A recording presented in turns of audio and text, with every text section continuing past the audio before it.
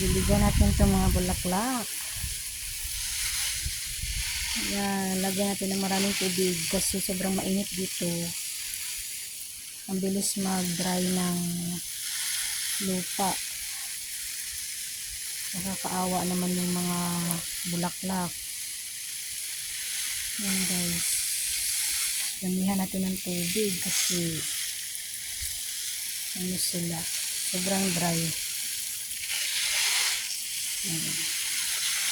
Diba may mga bulaklak sila dito pareho sa Pinas. May rosas din.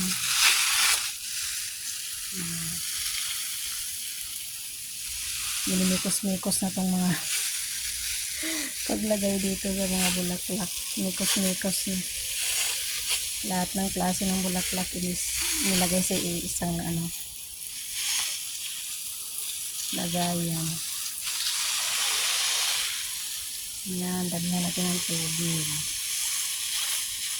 So, nakakawawa naman yung mga bulaklak na to. Yan. Yan. Yan siya guys. Lemon yan.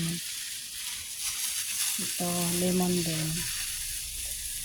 Lagyan natin ng tubig. Sobrang init.